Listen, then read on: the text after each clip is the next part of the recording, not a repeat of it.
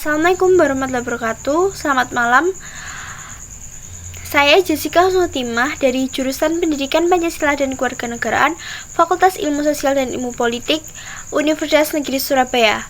Saya membuat video ini untuk memenuhi tugas mata kuliah Politik dan Negara.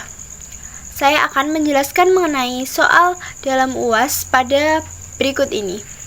Yang pertama, politik mempengaruhi kehidupan masyarakat karena politik membentuk suatu realitas sehari-hari masyarakat melalui kekuasaan yang telah ditetapkan yang berdampak langsung terhadap kesejahteraan dan dinamika masyarakat.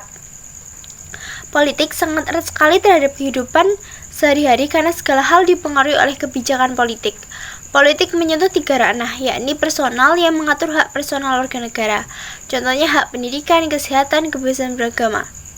Dalam ranah rumah tangga, politik menentukan biaya-biaya kebutuhan sehari-hari seperti biaya sembako, gas, rumah, listrik, pajak, upah, dan gaji. Dan yang terakhir di ranah publik yaitu berupa fasilitas umum mengenai fasilitas publik seperti parkir atau kendaraan umum seperti bis Surabaya. Jelas hal ini mempengaruhi kehidupan masyarakat karena politik mengatur dinamika sumber daya, kekuasaan, dan keputusan kolektif. Contoh nyata di Indonesia yaitu adanya kenaikan PPN bertahap yang dilakukan oleh pelaku politik secara bertahap sesuai dengan UU Harmonisasi Peraturan Perpajakan HPP. Pada tahun 2022, tarif dari 10% ke 11% dengan target mencapai 12% di tahun 2025. Putusan politik ini berdampak langsung pada kebutuhan masyarakat mengenai kenaikan ini sebagai bentuk tujuan pemerintah untuk meningkatkan kebutuhan masyarakat. Fenomena ini menyentuh ranah rumah tangga karena berdampak pada harga dan barang. Jasa yang meningkat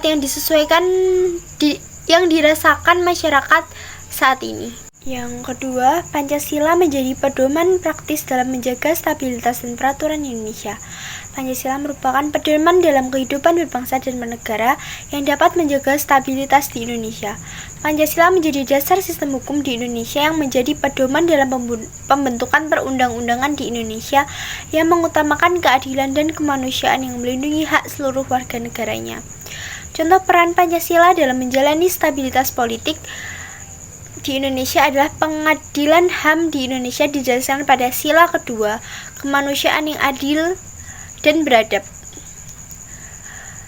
Dalam mengadili kasus-kasus HAM di Timur Timur, peristiwa yang menyebabkan kekerasan yang melibatkan aparat keamanan Indonesia, melibatkan pelanggaran berat terhadap kemanusiaan seperti pembunuhan massal, penyiksaan, dan pemerkosaan. Komitmen Pancasila menjadi landasan bagi institusi politik dan hukum. Pancasila menjadi etika politik yang mendukung stabilitas ketika nilai-nilai kemanusiaan diterapkan maka minimnya konflik sosial. Nomor 2, sistem multipartai merupakan cerminan adanya lebih dari 2 partai yang dominan. Sistem ini memiliki satu partai yang tidak kuat untuk membentuk pemerintah sendiri sehingga bergabung dengan koalisi dengan partai lain. Bergabung dengan koalisi dengan partai lain, kelebihan dari sistem ini yaitu meningkatkan partisipasi politik dari berbagai parpol kepada rakyat. Sistem ini memunculkan berbagai keragaman masyarakat dalam ideologi, agama, dan budaya. Namun kekurangannya dari banyaknya partai dalam dapat memecah suara rakyat sehingga tidak ada mayoritas yang dominan, sehingga memunculkan ketidakstabilan pemerintah karena koalisi tentunya menyebabkan konflik internal.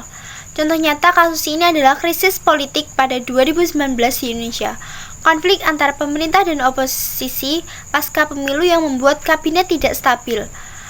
Perubahan koalisi dan konflik internal sehingga membuat polaritas politik yang membuat perpecahan masyarakat. Hal ini menunjukkan pentingnya memperkuat sistem demokrasi dan melakukan perbaikan secara sistem multipartai. Nomor 4, langkah saya yaitu dengan cara melakukan demokrasi yang kuat kepada anggota partai dengan menegaskan bahwa setiap anggota berhak memakai suaranya sendiri, sehingga pemilihan akan adil dan transparan.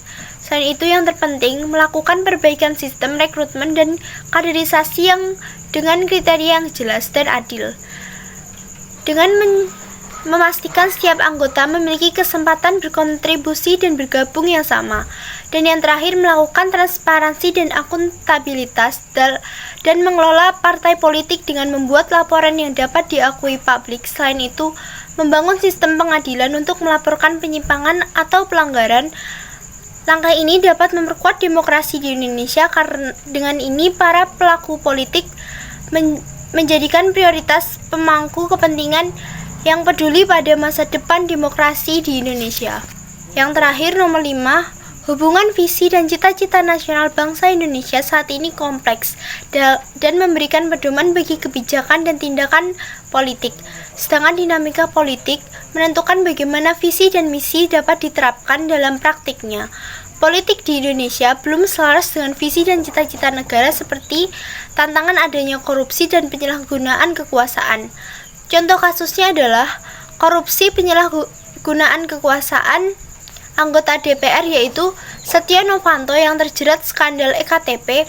Dampak dari kasus ini mencoreng tujuan parpol, yaitu menciptakan masyarakat yang adil dan makmur. Tindakan ini mencoreng visi tersebut. Perbaikan yang semestinya dilakukan yaitu melakukan penguatan integritas dengan menegakkan kode etik yang ketat yang memastikan setiap anggota tidak korupsi dengan menegakkan hukum yang tegas. Sekian dari saya mengenai penjelasan soal-soal materi pada UAS. Saya ucapkan terima kasih banyak. Wassalamualaikum warahmatullahi wabarakatuh.